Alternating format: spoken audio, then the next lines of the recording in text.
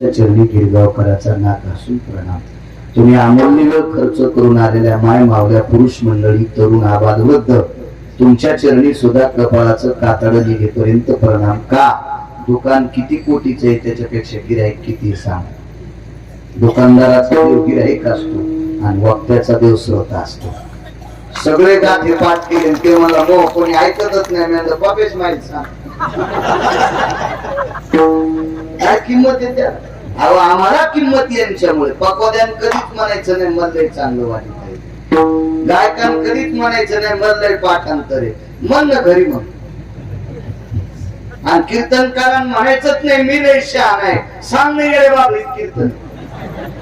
आपल्या तिन्ही लोकांचा देव कोण असेल तर महाराज हे पकोद्या, गायक आणि कीर्तनकार, भागवतकार, रामायणकार, प्रवचनकार, आम्ही सगळे जर शोभून दिसत असतो तर तुम्ही श्रोत्यांमुळे. म्हणून 700 वर्षापूर्वी पाठांतर करणाऱ्याच्या अंतःकरणात असा गग्गा येऊ नये, अहंकाराचं गंडर येऊ नये म्हणून माझ्या आळंदीतल्या मालकानं लिहून ठेवलं होतं, प्रभू तुम्ही महेशाची मूर्ती.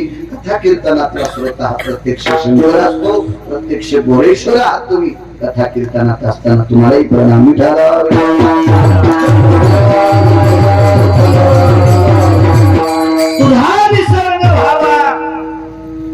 देवा तू चित्तात राहावा आणि आवडीनं तुझं गुण गात राहावा. आवडीनं देवाचं गुण गाण्याचा फायदा किती मोठा आहे बघा, किती मोठा फायदा. गुण गाणं म्हणजे भजन करणं.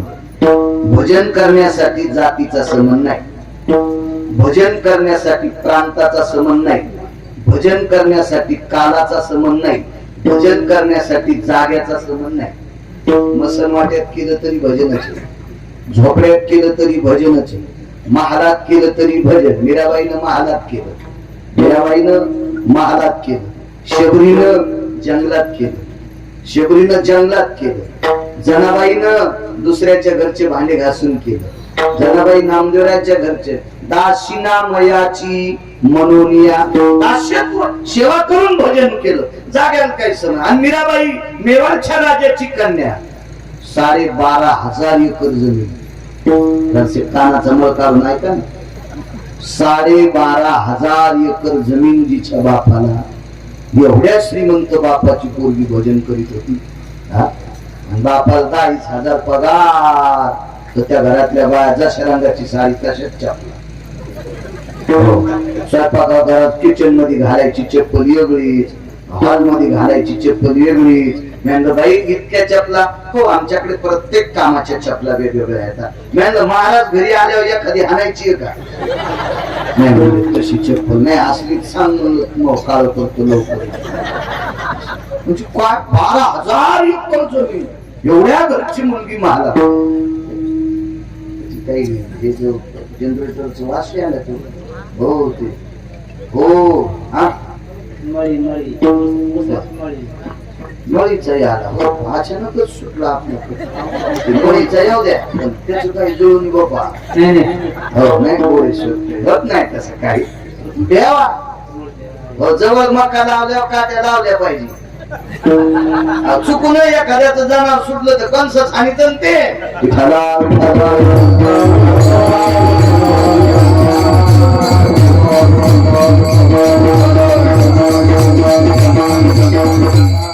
आमचे कॅमेरे आले पुरे चांगले राजू असतील, त्याचे मित्र आधी करून सर्व संप्रदायाचा प्रचार करते, त्यांनाही धन्यवाद. देवाने आवडीनं तुमचं गुण गावा. काय गुण गाण्यातला फायदा?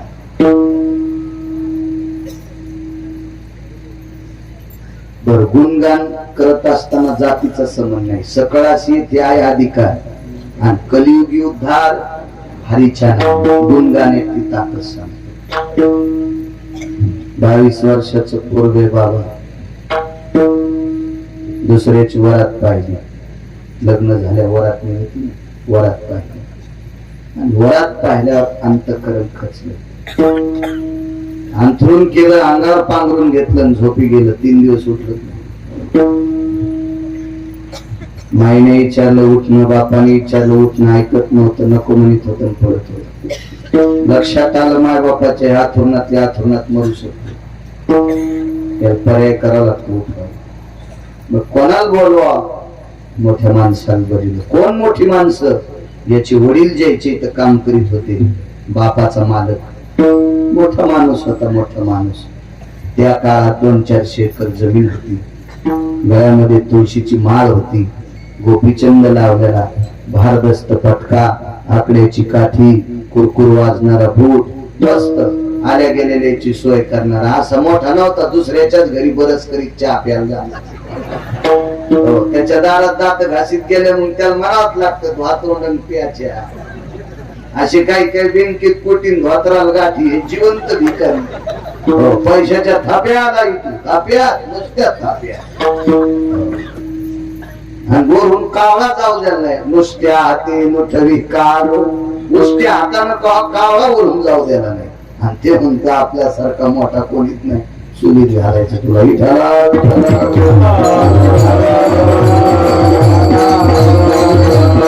श्रीमंत माणूस आहे. काम करता करता गड्याकडे पालन विचारलं, राम भाऊ जी मालक जी जी. चेहरा जरा नाराज आहे तुमचा, आवाज करा मोठा. जरा त्रासच द्याले माणसा.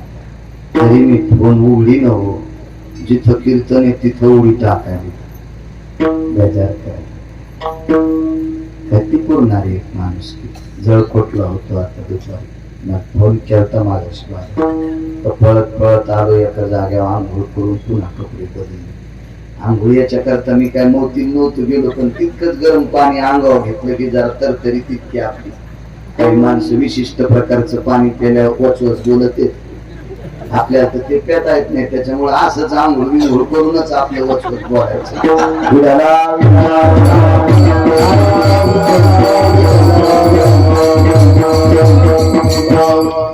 दाबून चुकून आवा आणायचा आपलं चाल. आणि इथं बसलं की मालकाची ताकद भेटती. आणि पुन्हा एक ताकद सांगतो, इथं बसलेल्या सज्जन श्रोत्याचा आशीर्वाद वक्त्यावर पडत असतो. त्या ताकदीनं वक्ता बोलत असतो. बाजूला गेल्यास काय ताकद आहे वक्त्याची. कासवीच्या पिला दृष्टीचे भोजन. फिरत फिरत कासवाचे पिले येते, पण आईच्या डोळ्यात पाहिलं की न पेताच अरे अंग संग भेटे. खेटायचं काम नाही तरी लेकरायचं पोट भरते. तसं श्रोत्यांच्या आशीर्वादानं वक्त्याचं पोट भरते.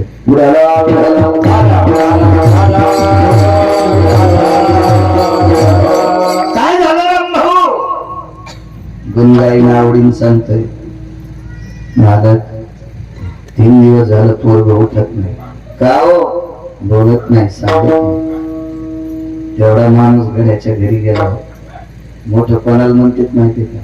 देवानं अब्जानं श्रीमंत करावा, त्यानं गरीबासाठी थोडासा वेळ काढून त्याच्याकडे जावा. त्याला श्रीमंत म्हणतात. त्याला श्रीमंत म्हणतात. मोठा माणूस गड्याच्या घरी आले. बाईनं पाहिल्याबरोबर आवाज दिला, बाळा दादा आलेत आपल्याकडे. आथरुणात रडत होती. कशाला यावं एवढ्या मोठ्या माणसाने? गेले आवाज द्यायला उठत नव्हतं, उकसाबुकशी रडू लागलं. श्रीमंत माणूस त्याच्या अंथरुणाच्या कडीला बसला. 200-400 एकर जमीन. त्या काळातला भारदस्त माणूस. मानाखाली हात घातला, उठीलं, तोंडावरलं पांघरून काढलं, हृदयाशी धरलं, ठास ठास ठास ठास रडू लागला. का रडतो?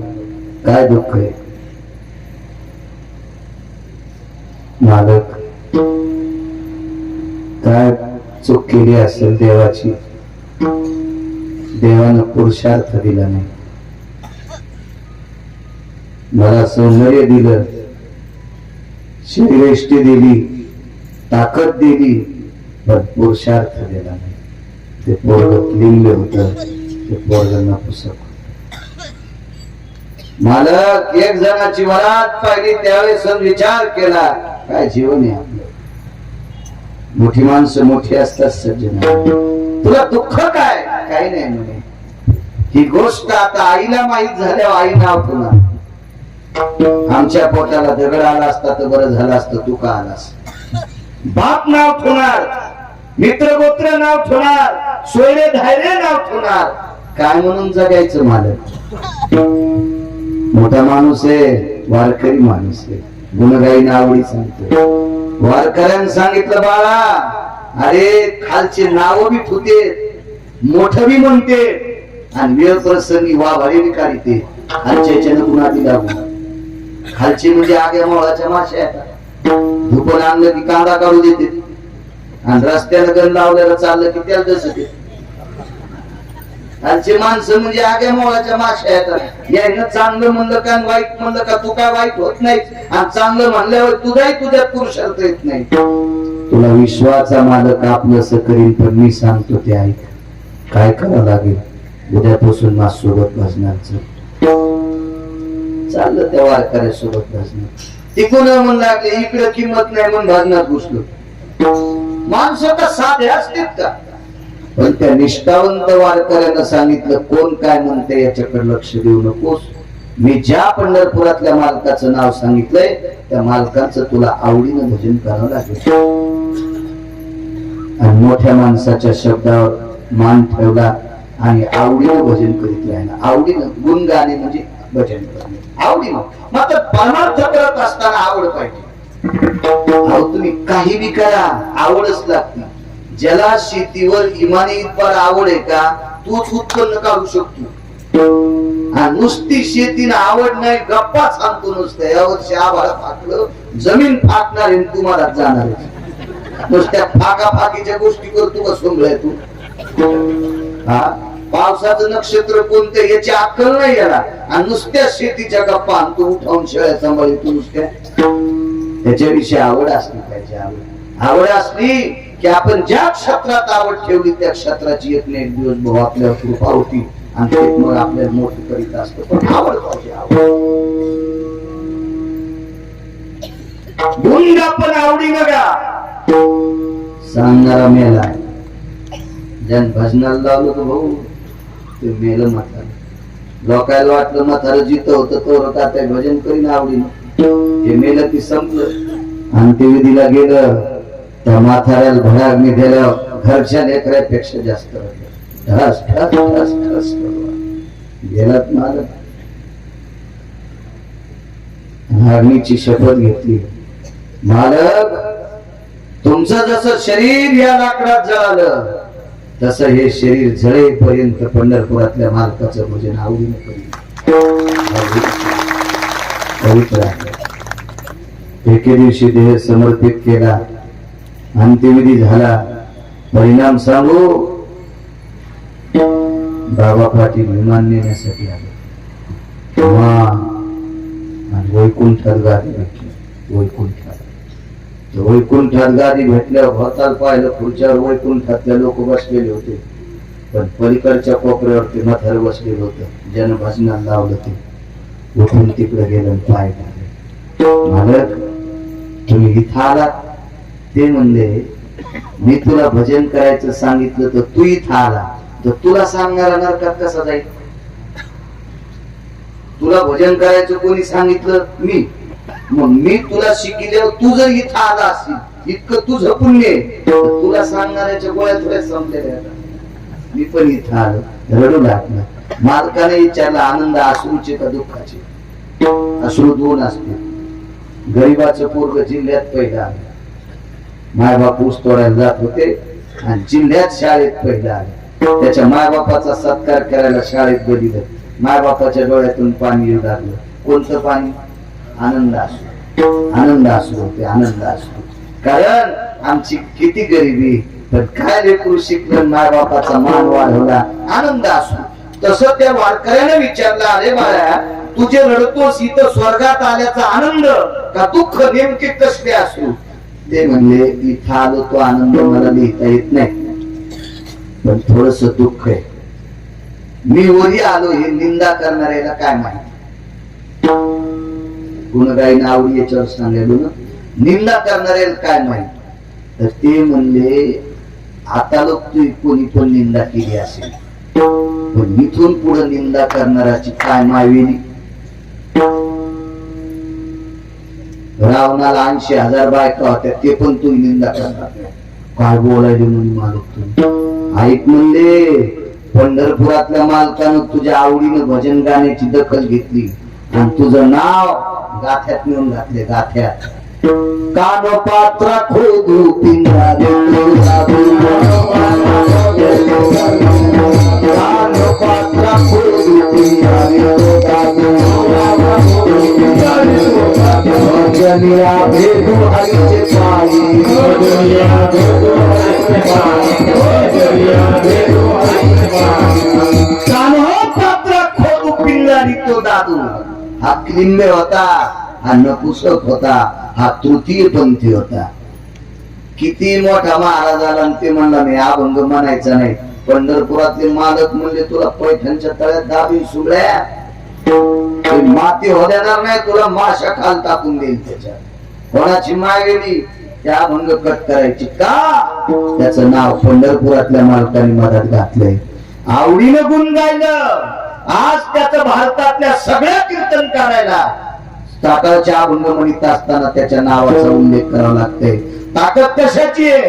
गुण गाईन आवडी, गुण गाईन आवडी, गुण गाईन आवडी, गुण गाईन आवडी. माझी सर्व जोडी, माझी सर्व जोडी, माझी सर्व जोडी, माझी सर्व जोडी, माझी सर्व जोडी.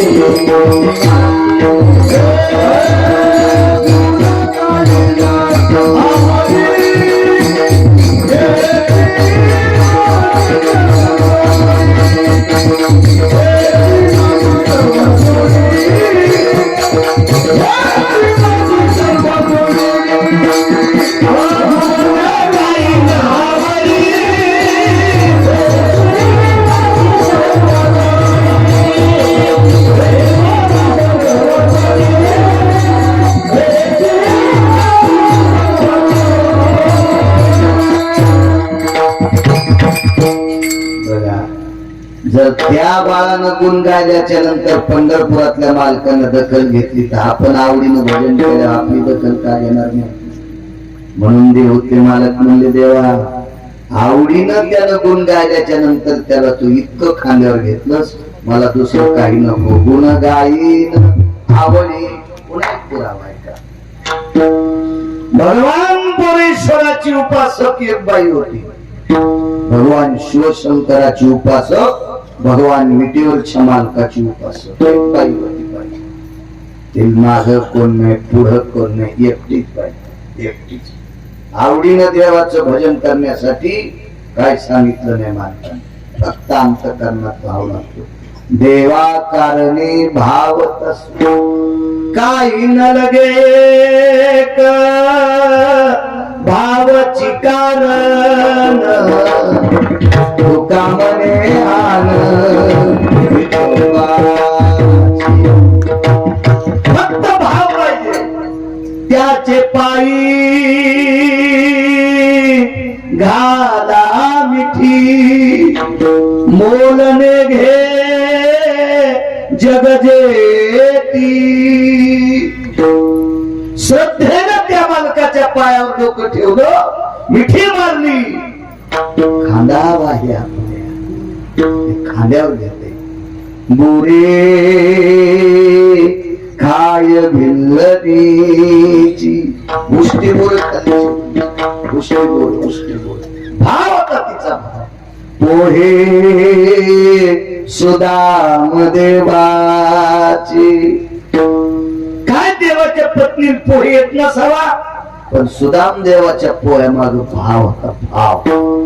त्याला फक्त थोर प्रेमाचा भुकेला हाची दुष्काळ तयाला. त्याला फक्त प्रेमाचा दुष्काळ. पैशाची काय कधी आपल्याला किती द्यायचे त्याच्या हातात दिलो, त्याला काय पैशाचा ताण नाही. त्याला फक्त प्रेमाची उणीव आहे. आणि प्रेमानं आवडीनं भजन केलं की मात्र ती माणसं आवडतात. बाई होती बाई, बाईचा व्यवसाय सांगू काय होता? रान खुरपीत नव्हती, भाजीपाला इकीत नव्हती, किराणा दुकान नाही, सोन्याचं दुकान नाही, खता औषधाचं दुकान नाही, आडत दुकान नाही, बाई वेश्या. बाई कोण होती? वेश्या. नाव सांगता येईल तिचं?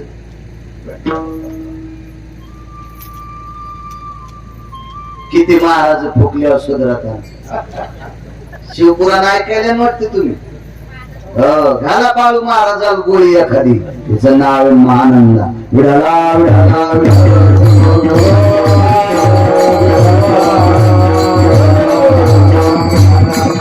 आणि हे बरं वाटतंय मला ऐकून. जे ध्यानात धरीत नाहीत ना ते आमचा फायदा असतो. कारण तुम्ही लय हुशार झाले ना तर आमच्या महाराज लोकांना मुंबईत जावं लागेल नीट उचलायला. मग तुमचं काम कसं पाहिजे? चोर पंक्चर. दुकानात गेल्यावर पंक्चर गवसन, दारापुढे गाडी लावल्यावर हवा राहील, अशी चोर पंक्चर तुम्ही पाहिजे. मग धकत आमच्या लोकांचं सुख सांगतात. राजा परीक्षित कौरख दळायला पिढ्या उडपुडे. गुण येण्यासाठी अधिकारी लोकांचं ऐकायचं. तेव्हा गुण येत असतो, तेव्हा गुण. चालू भागवतात एक जणाचं धोतर हालू लागलं. नाही म्हणलं काही बुद्बुदिया आता मुंग्या साखऱ्यांदा असं धोतर हालू लागलं. आणि भागवतातच सुरुवात केली. श्रीकृष्ण गोविंद हरे मुरारे हे नाथ नारायण वासुदेव. म्हणजे धोतरा खाली तंबाखू चोळून हे नाथ नारायण याच भागवत ऐकलं त्याला तर नरक, पण तुम्हाला तो महानरक विठाला.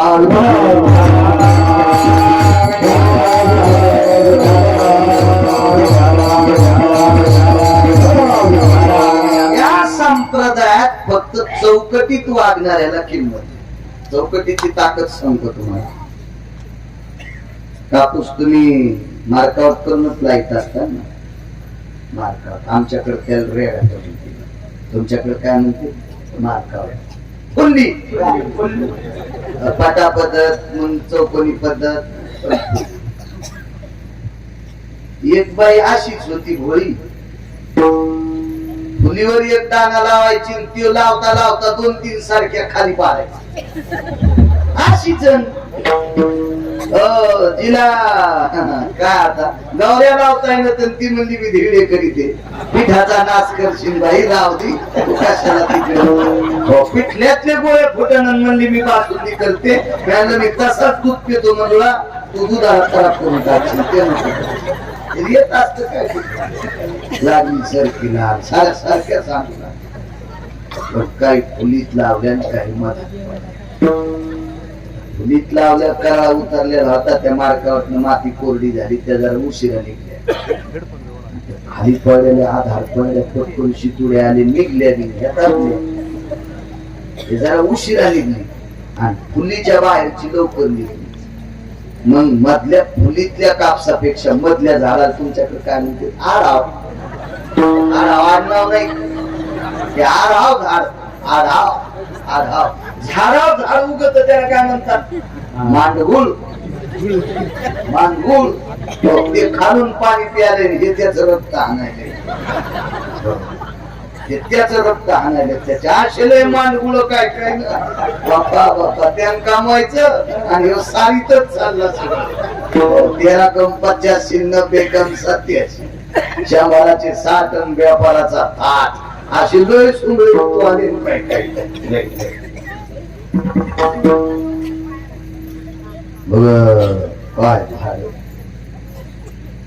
वापायला पाठीला जरा बरं होत. ते म्हणला फुलीतल्या झाडापेक्षा हे जोरदार. ते आलं की कोळप उचलायचं. चौरक उचलीन कोळप एवढं होस्त, एवढं होस्त. आणि याच्या पोरचं झाडाचं कोळप जर उचललं तर खळेल दिसरून दाळवा. लगेच संभाजीनगरला त्याला खालची हानोटी वाचवायला. डॉक्टरनं म्हणले ही तो कस का करू, कोळप उचललं की तृंग लागलं. मालकाला फोन केला, मग खालचे दात कोळले. ते म्हणले कोळप काऊन उचललं? ते म्हणा मधात काय झाड, मधल्या बिनकामी झाडासाठी काऊन दात पाडली मी नाही पाहिजे. मातले झाड काय कामाचे रे आढाव, ते काय कामाचे आढाव झाड, याच्यासाठी तू हे जात पडले ना. फुलीतलं झाड बारीक बी असू द्या पण खत असते, फुलीतलं झाड बारक बी असू द्या तरी त्याला फवारा असतो, फुलीतलं झाड बारक बी असू द्या त्याला कुरपणा असते, आणि आढावाची दया केली की दाखल पडते. आढावा किंमतच नाही. तसं सांप्रदायिक आचरणशील लोकांनी किंमत, आढावाची किंमत नाही. कुठे उगते जास्त त्याला कुठे किंमत असते का. आणि आढावायच्या नादी लागणारे नंबर 1चे बेश्रम, ते पण नंबर 1चे बेश्रम असते. सात्विकाच्या मुखातून हरिकथा त्याच्या मुखातून ऐकायची, तो वैष्णव असला पाहिजे, वारकरी असला पाहिजे, पंढरीची वारी करणारा असला पाहिजे. हो मस्त तो पाकिट घेतून पैठणच्या वारी पण येत नाही, त्या दिवशी श्राद्धाचं कीर्तन आणतो. येम तुला किती हानी सुमळ्या, इतकी जागा हाताने लाल करायची, पाकिट घेऊ कीर्तन करतून षष्टीच्या दिवशी इकडं एक म्हातारी मेली, आज तुम्ही मोक्षाला जाईल. म्हातारी म्हणली तुझ्यामुळेच मी नरकाला जाणार, मी जाणार होते मोक्षाला पण पान छटा तू षष्टीच्या दिवशी मोहश्राद्ध घालायला, तुझ्या पापामुळे मी नरकाला जाणार. दोघाशी पतन सारी खेची केली पापजीने दिले अनुमोदन, दोघाशी पतन सारी खे. मला अडचणीत हात घाला वाटत नाही, ही चुनी भेटे. सोपं सोपं बोलायचं कशाला, मन ब्रह्मन माया. हो काल खाल्लेल्या भाजीचा मेळ लागल ब्रह्म सांगायला. विठाला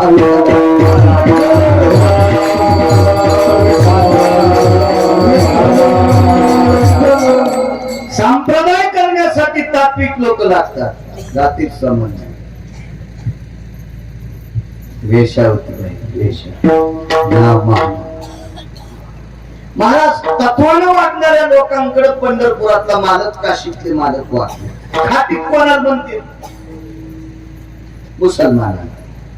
मुसलमानातला खाटीत कोण, जो मांस कापतो खाटफूट करतो त्याला खाटीत म्हणतात. पण ठीक आहे, तुम्ही जर देवाला पाणी घालता घालता खाटीत म्हणला इकडे याचं बोलतात का त्याला, मानतात तुम्ही खाटकाला नाही. पण पंढरपुरातला मालक खाटकालाच मास शिकू लागला. सजन कसाया विकू लागे, मास माया सावत्याशी खुरपू लागे. डॉक्टर साहेब तो खाटीक होता पण इमानदार होता. त्याच तत्व काय काय किलोय, एवढ्या किलो हे घ्या पैसे टाक. खाटीक म्हणायचा किती, 2 किलो, 2 किलोचे पैसे दिले का, हो मग घ्या तुमच्या हाताने मोजून. नाला 3 किलो देतो. इमानदार. पंढरपुरातल्या मालकाच्या लक्षात आलं खाटीक पण इमानदारी रे, की माणसं याला मारतील. देवाने विचार केला मोजायला बसवावं तुम्हाला श्रुती मानणार नाही, मला संत येड्यात काढले. म्हणजे त्याच्या तराजूतलं जे माप होतं का तो मापच देव झाला, माप देव झाला. ज्यानं जितके पैसे दिले तेवढंच वजन होत, आणि ज्यानं जास्त पैसे दिले की पुन्हा दगड फुगत होता. म्हणजे बघा सज्जन माणसाचा संसार खाटकाचा पण मातीत जाऊ देत नाही. पण कसा पाहिजे, तो सज्जन पाहिजे, त्याला सुद्धा मातीत जाऊ दिलं नाही. इतका कृपाळू पंढरपुरातला मालक, एवढा कृपाळू, एवढा जात नाही. त्याच फक्त वागणं पाहतो, वागणं. उत्तम कुळी जन्म आणि क्रिया मंगल. उत्तम कुळात जन्म झालाय आणि वागतो वाईट, बुडविले कुळ उभे येता. आख्या कुळात मातीत घातलं त्या भाड्यानं. विठाला विठाला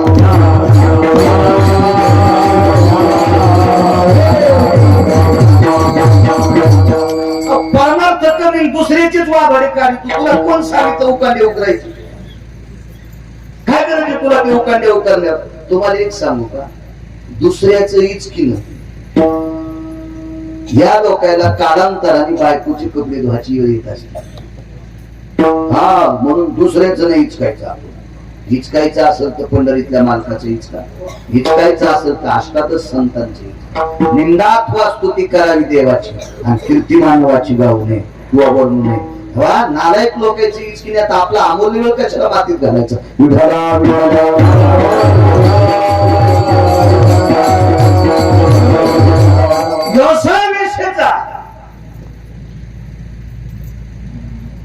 शिवचरित्र शिवरात्रीचा पर्व काळ याच्याकरता तो प्रसंग इकून जुळवतो.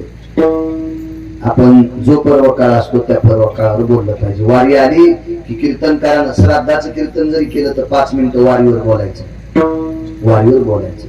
रामनवमी असेल, महाशिवरात्री असेल, असे काही सण असतात, संतांचे उत्सव असतात, संतांचे समाधी सोहळे असतात. या उत्सवाच्या प्रकरणात 5-5 मिनिटं 15 दिवस त्याच्यावर बोललं पाहिजे. त्या कीर्तनकाराला वारकरी संप्रदायातला कीर्तनकार समय जाना असा शास्त्राचा पुरावा आहे. चला, वारंगण आहे, वेश आहे. नेम काय होता सांगू? ज्या पुरुषाला रात्र दिली त्याच पुरुषाला रात्र असायची. जगात एक पोतभर घेऊन जरी सोनं घेऊन आला तर त्याच्यासाठी ती म्हणायची, तो माझा कामुक म्हणून त्याला स्वीकारले. आता तू एक पोतभर जरी सोनं आणलंस तर आजची रात्र तुला भाऊच समजेल, आजची रात्र तुला बाप समजेल, आजची रात्र तुम्हाला पुढचं पोरग समजेल. या तत्वावर असलेली वेशा होती. या तत्वावर एक नियम ऐका, पुढचा नियम ऐका. 15-16 नियम होते तिचे, मी सगळे सांगत नाही. डॉक्टर साहेब सगळ्या गोळ्या या कट्या घेतल्या रिॲक्शन येत असते. आपण प्रत्यक्ष